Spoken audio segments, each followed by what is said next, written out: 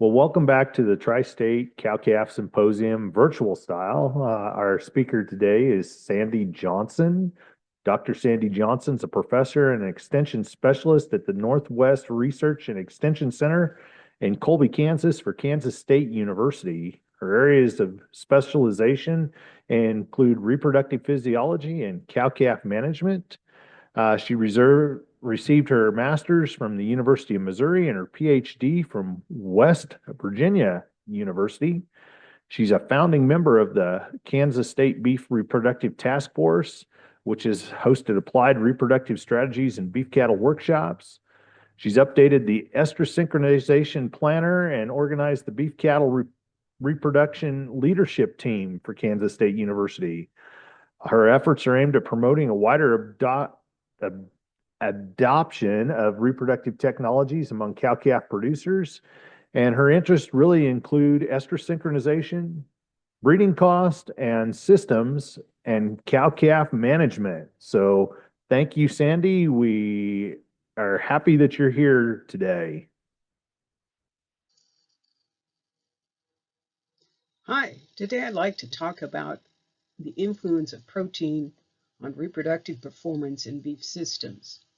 Now we know that there's been a lot of research looking at both protein and energy during gestation, but our focus today is on protein and its relationship to reproduction, so looking at that time prior to breeding. Now we often assume that where we don't have data, that we take the next closest thing, and in this case there's much more data on the dairy side than there is on the beef that relates to this question. So we want to explore that a little bit further, what we know about the issues as it pertains to both beef and dairy, and I'm going to share some of the data that I have that addresses this more fully in beef production systems.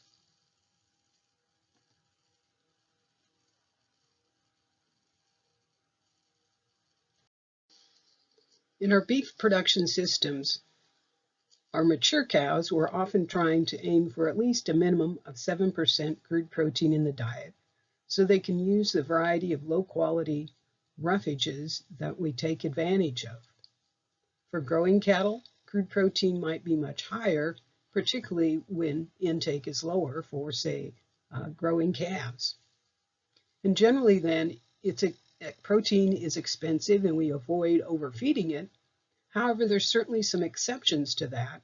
One being when we're feeding byproducts such as distillers grains, and the other when grazing lush forages. Lactating dairy cows are really high production machines, and so they need that high quality diet to achieve the level of milk production that we have. The forages that we provide them generally are very much higher than we use for beef cattle, and that forage quality then has a major impact on milk production. Studies as they're increasing milk production in these cows and looking at changing the diets, they found that high protein diets were associated with reduced fertility. So let's review just a little bit of this nitrogen metabolism in a cow to make sure we're familiar with the terminology and what's going on. So as a cow consumes some type of feed, from a protein standpoint, it's going to contain both undegradable protein, non-protein nitrogen, and degradable protein. In the rumen then, that degradable protein and non-protein nitrogen is used to form bacterial protein, and as the process goes on in the rumen, then that bacterial crude protein and undegradable crude protein then leave the rumen and go into the intestine and is further utilized. Now, if there's excess nitrogen in the rumen, so we don't have enough carbon available to form protein, then that extra nitrogen can be absorbed both in the bloodstream and in the saliva, and the liver is also going to play a key role in eliminating excess nitrogen. Now, the process of eliminating excess nitrogen, then think of that as requiring energy as well. And so when we think about this system, then the excess nitrogen may have a direct effect on the oocyte or embryo. And there's also postulated to be some uterine effects that might reduce or change the uterine pH. And that could also have impacts on uterine secretions and impact sperm motility. We might measure this excess nitrogen either in the blood or in the milk, and you'll see the terms blood urea nitrogen, milk urea nitrogen, or even plasma urea nitrogen, just referring to the type of blood sample taken. So all those refer to similar things, just slightly different ways of measuring it. Dr. Butler at Cornell was a key researcher on the dairy side, looking at the relationship between protein and reproduction. And in this study, cows received the same diet, but were categorized based on either the blood or milk urea nitrogen that was measured. On the left-hand side of the screen, we see that those with levels under 19 milligrams per deciliter had the highest pregnancy rates, whereas those with higher concentrations of blood urea nitrogen had a lower pregnancy rate. If they split that out based on different categories, and you see the number of cows in each particular category, we see that the pregnancy rate was highest for those with the lowest milk urea nitrogen, and then decreased after reached this 19 point. And so that was often thought as kind of a cutoff level when planning diets for dairy cows. This slide represents an effort of trying to do a similar thing as what we looked at from Butler's data in beef cattle. And so Patrick Gunn and colleagues collected data from a variety of studies where they were able to measure either blood or plasma urea nitrogen at the start of the breeding season. And so they had first service pregnancy rates, and they essentially grouped them 15 different ways. So this first line would represent the first service pregnancy rate of cows that had blood urea nitrogen under 10 and over 10. And the difference at this level, so there was no significant difference if we grouped them less than 10 and greater than 10, and you can see the number of animals. And what you'll notice then as we increase this level of urea nitrogen, we're essentially decreasing the number of animals over that. So it's all the same animals, we're just grouping them differently. Now, the only place that approached significance, and this is at 0.07, so for an applied study of interest, but what you see is that if they had higher concentrations over 16, the first service pregnancy rate was actually higher than those that were below that. So that's actually opposite of what we're seeing in the dairy data.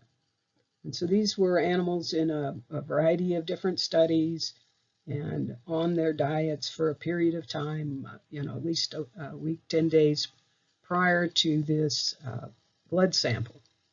We can look at this at another way, trying to look at the relationship between urea nitrogen and first service pregnancy risk. And essentially we have a flat line where, if anything, it's more likely to be pregnant as these values increase. So different than what we're seeing on the dairy side. Another observation that has been made in the dairy side that we also have data on the beef side is changes in uterine pH associated with estrus. So on the left-hand side of the screen, we have dairy heifers. You see their protein in the diet, about 15.5 versus 21.8. They had differences then in their blood urea nitrogen prior to breeding. Our first service conception rate, much higher in those with quote-unquote normal dietary crude protein, but yet this is a very acceptable and typical pregnancy rate that we see with this high protein diet. Number of animals, not very high. They measured then uterine pH at both estrus and day 7 and found a reduction in uterine pH on day 7 after estrus. So then look at beef heifers, a similar type of study, a few more numbers. Protein level was not quite as high in their high protein group, but did create differences in urea nitrogen. Uterine pH measured on day 7 was not statistically different, and pregnancy rate to that first service, again, not different. So we're not seeing the same things in the beef heifers as what they had seen in the dairy studies. And I mentioned before that when we have excess nitrogen and not enough carbon to make microbial protein, that's when we have that nitrogen leaving the rumen and being excreted throughout the system. So some of the studies that have been done trying to better understand this relationship between nitrogen and energy, one, using heifers so that we don't have the energy requirement of milk production. So we need to keep that in mind. And what they did was a couple different ways to try and pull this apart. In the first study, they used fertilization to essentially create differences in protein in the ryegrass they were grazing. And then they supplemented them. They either did or didn't receive fermentable carbohydrate supplements. So think of something that's some starch based, so we quickly have some carbon to go with all this excess nitrogen. So while they did see elevated systemic ammonia and urea, there was no associated problems with embryo survival rate or development. And in fact, the embryo survival rate was 71%.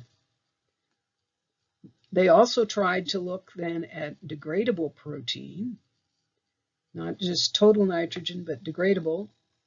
And again, in this study, their embryo survival rate was very high, despite changing what you would expect in terms of ammonia and urea. So is it a difference between beef and dairy cows? And again, these are heifers, not cows. How does that extra energy demand play into it? Now, many of the studies that have been done on the dairy side have relatively low numbers of observations when it comes to a yes-no pregnancy. So this study represents what we call as a meta-analysis. So just think of, these are all a large number of studies looking at different protein levels and their impacts on reproduction. So what I want you to notice then is that when this little gray box is on the right-hand side of this black line, those were positive impacts of higher protein diets on reproduction. When the gray boxes are on the left-hand side, then there is a negative impact. And if you count those up, there's about 19 negative responses and 10 positive. Overall, then, we have a reduction in conception rate with higher protein levels. And in this analysis, the soluble protein was the component of the protein that was significant on conception rates. Now, there have been other, they also looked at non-protein nitrogen in the study, and it did not have the same effect as the soluble crude protein. Another meta-analysis pointed to non-protein nitrogen. And so the meta-analysis is a good way to try and combine these studies, but we have to keep in mind that while we do our best to make it apples to apples, we still have a lot of moving parts in these studies that we're trying to look at. But overall, the dairy data, and again, we have lots more data there, have shown this negative effect in lactating cows. So let's look at some data that we do have in beef heifers. This is work from Oklahoma, where beef heifers were either bred on wheat pasture or in a dry lot. They started out together on wheat pasture. The wheat pasture, you see this relatively high level of urea nitrogen at the time before the trial started. Then as these dry lot heifers, as they came into the dry lot, we have a marked reduction in that urea nitrogen level, and you see that the wheat pasture heifers remain relatively high, and you can presume then as that forage matured, it may have reduced in protein. If we look at more details over here on the right-hand side, 40 heifers in each treatment, not a terrible high number for a reproduction study. The dry lot heifers were heavier at the time of AI. However, there tended to be some more cyclicity or luteal activity in those heifers on wheat pasture. AI pregnancy rate was not significantly different, but you see, if anything, numerically higher in the wheat pasture, and the same is true for that final pregnancy rate.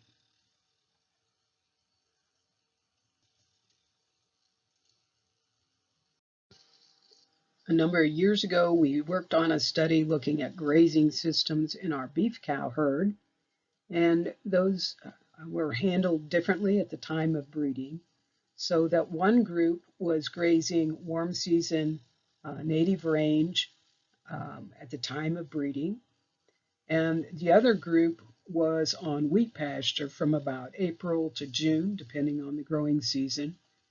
And then after that wheat pasture was finished, then they also went out to native pasture. They were grouped together then during that wintering period. The pregnancy rates of those cows are shown here.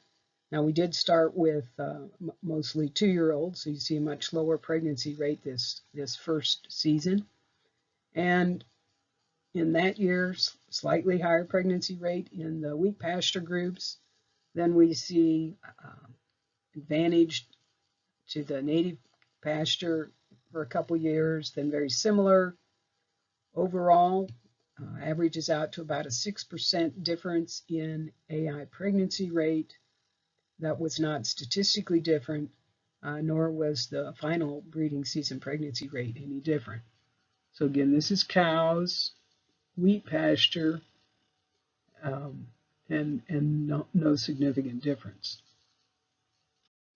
So the most recent work I've done working with John Holman, our forage agronomist, is looking at the performance of heifers either developed in a dry lot or grazing triticale. John Holman, our forage agronomist at Garden City, has done a lot of work with various cover crops in kind of our western Kansas region, drier rainfall.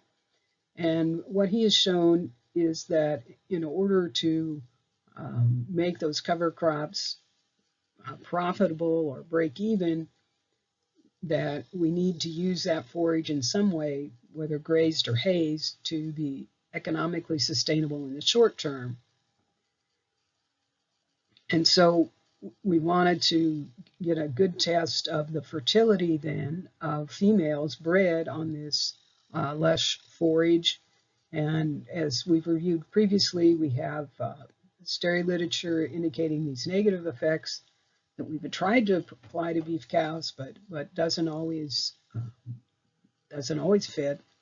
And we have this mixed data in the beef literature, but we still hear these reports of poor fertility, particularly with heifers on wheat pasture. So we looked really then at two heifer development systems. One system brought them into a dry lot prior to a fixed timed AI, and the other system then was remaining out on triticale, and generally these heifers then, this was all done at a cooperating ranch. The heifers were overwintered, grazing volunteer wheat. In some cases, there was a little triticale available until we started the study. But then when there was clearly enough forage available on the triticale pastures designed for these studies, then we divided them into the two treatment groups. So this just kind of works you through the logistics of this study. You'll note that we repeated it over 4 years. Starting dates varied then with moisture and availability. We used a long-term CEDAR protocol. So depending on, again, forage availability, determined on when we split these two groups out. These numbers were based on what the producer had available and what their goals were. So we used this long-term CEDAR protocol. We tried to then evaluate estrus response after CEDAR removal, and also use this point to measure body condition score. 16 days after the CEDAR removed, then we administered prostaglandin, used estrus detection aids to measure response there, and then fixed timed AI'd those about 66 hours later.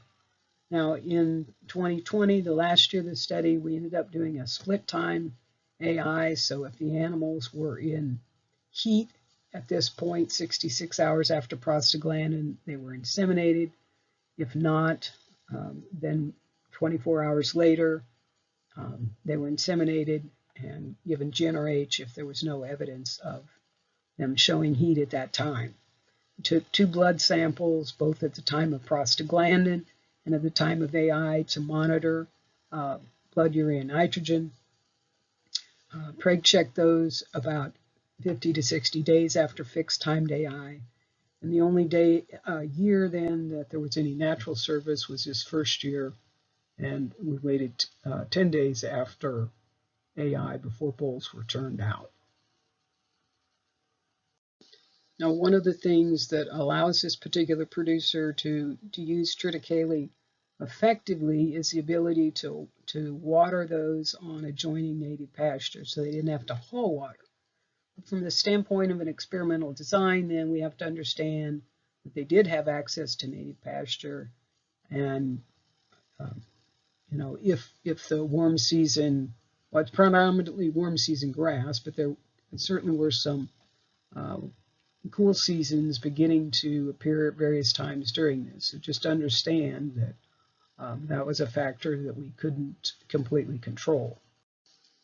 We sampled the triticale at the start of grazing and again at AI. Of course, this is a one-time sample that we can't truly reflect what they ate. It was just a clip sample of what was there.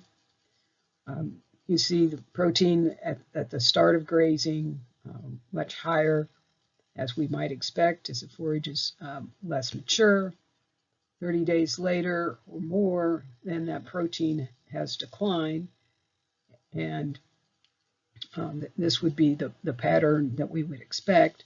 We would fertilize more to account for the grazing, and in 2017 we had a number of rain events where we pulled the heifers from the triticale, and so we really weren't using up as much as that nitrogen in regrowth.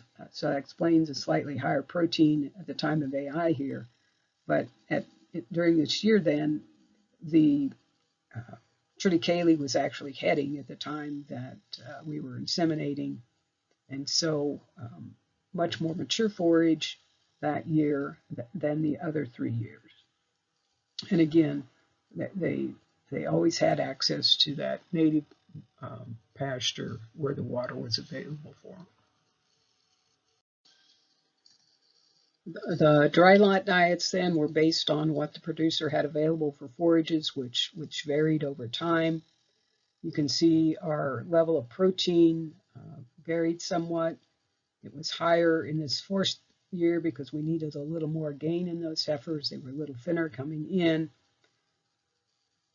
We used either wet or dry distillers grains to provide both protein and energy.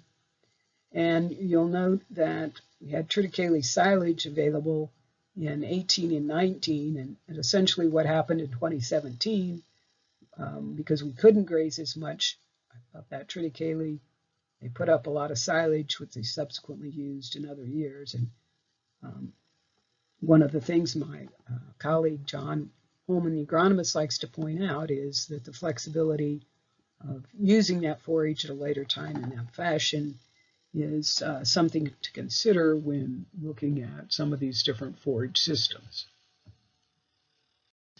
So as we look at the data, this slide shows us the overall treatment effects on body weight and body condition.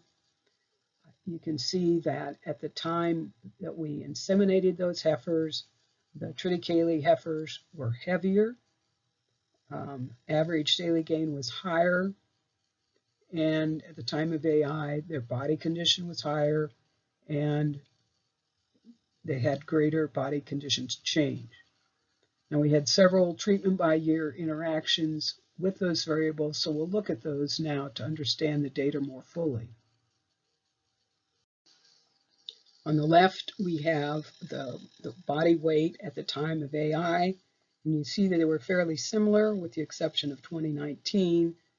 So this explains that treatment by time interaction, really just that 1 year that we showed much body weight difference. But we look at average daily gain in the right-hand panel. We see we had more higher gains in both 2018 and 2019 in the triticale heifers. This slide shows us on the left-hand side the body condition score at the time of AI. We note then there was a slight increase in body condition score in each of these years. And if we look at the change, then we also see greater body condition score change in 18 and 19, was not statistically significant in 2020. We measured blood urea nitrogen both at the time we gave prostaglandin and also at the time of insemination, really just to give us 2 different time points. And you see that in each case we had higher BUN levels in the triticale heifers. And if you go back and compare to the crude protein in our grazed triticale, this kind of reflects the same pattern in that it was higher in 2017 and lower in 2020. We measured that at prostaglandin. Time of insemination, then, we still have higher levels of protein, or excuse me, of BUN at the time of insemination, a little more variable. The stress and activity associated with those heifers being in heat probably plays a role in a somewhat different pattern than what we see at the time of prostaglandin. Now, I mentioned the issue of energy and how that relates to how we're using this excess nitrogen. And one of the ways that we use to look at an energy status is to look at non-esterified fatty acid concentrations. And so when those are higher, that indicates that the animal is mobilizing fat to help meet energy needs. So on the left-hand side, you see this overall treatment effect of higher NEFA concentrations in the dry lot heifers compared to the triticale. If we look at the point of insemination, then again, a significant treatment effect, and we tend to have higher concentrations of NEFA in the dry lot group. So that would say that the energy status of the triticale group was really better than that in the dry lot group of heifers. So we did not appear to have a shortage of energy for those heifers out grazing.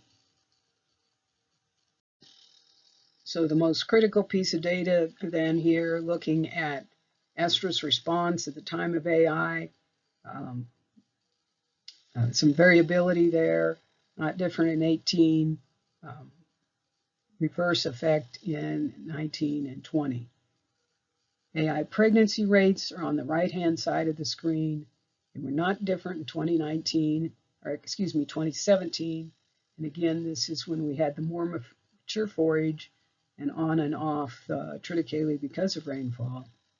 And the other years, then we had significantly lower pregnancy rates to AI with the triticale heifers.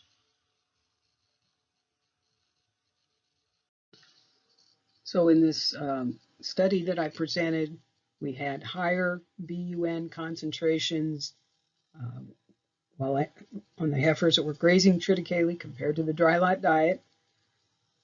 They had better body condition and were heavier at AI compared to the dry lot heifers. And despite of these things, then pregnancy rate to AI was lower in these triticale fed heifers.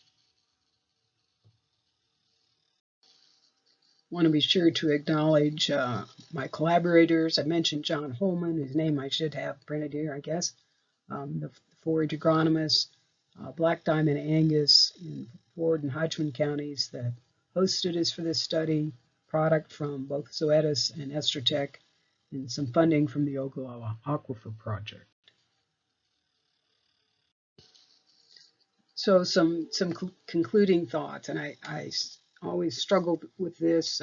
We look at the most recent study, effects seem pretty clear, but when you put it together with all the other beef data, it's hard to say that it all fits together. So we don't quite understand.